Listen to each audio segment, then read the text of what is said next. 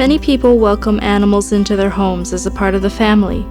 Many of these pets are treated with love and cared for as they should be, but not all of them. Every day, over 10,000 animals are abused, and around 26 million die each year as a result of abuse and neglect. When I hear an animal's been abused, my first thought is, what is wrong with that person? I think, they've experienced abuse in their life or some horrible tragedy that they don't know what they're doing is wrong. And I hope that is the case. I mean, I wouldn't want any person to experience tragedy, but otherwise, how could they physically do that to an animal and emotionally do that to an animal and not think it's wrong? Thankfully, there are organizations dedicated to helping these abused animals, such as the Society for the Prevention of Cruelty to Animals. The primary reason why I think people abuse their animals is they don't know. And that's our primary goal at the BC SPCA, is to actually go out and educate people. We often see in a lot of areas how people treat their animals is quite often how they treat the people around them as well. It's a way of telling on how people actually think of animals themselves as well, that they're not just there as a thing, they're actually a living creature, a living being that require our care and look up to us for assistance. Another organization that lends its assistance to animals is OWL, a rehabilitation society for birds who have been negatively impacted by humans. Flinger is a roadside hawk, which is not a species that's native to here in BC. And Flinger, he was kept as a pet, and he was illegally immigrated here to Canada.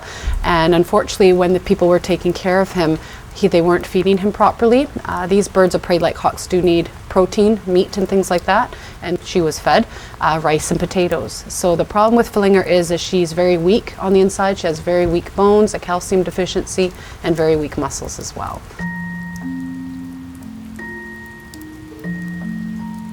Wildlife aren't an item to be, traded and smuggled. They're should be alive and living in the forest.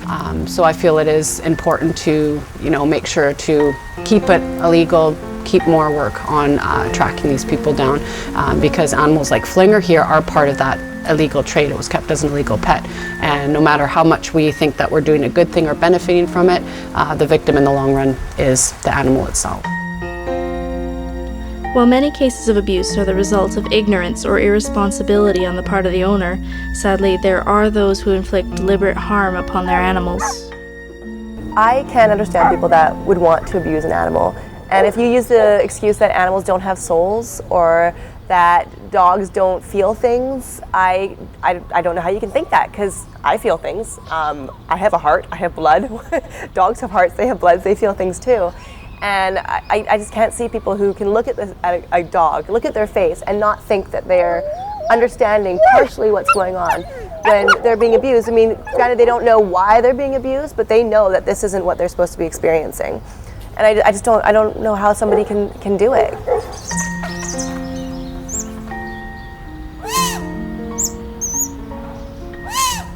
Wild animals should not be kept as pets. As much as it's the desire to have a unique pet, these animals do belong in the wild. There's a reason why they're in the wild, for the fact that they're dangerous, as well as they're not tameable as well. Wild animals, they don't make good pets. They're meant to stay in the wild. Pets to be in home are things like cats, dogs, little songbirds, lovebirds, things like that, but definitely not birds like Flinger here.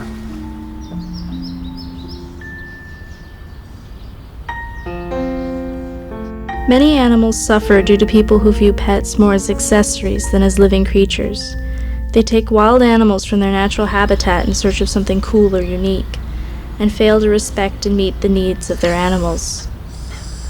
Thankfully, there are organizations such as OWL or the SPCA who can give these creatures a second chance.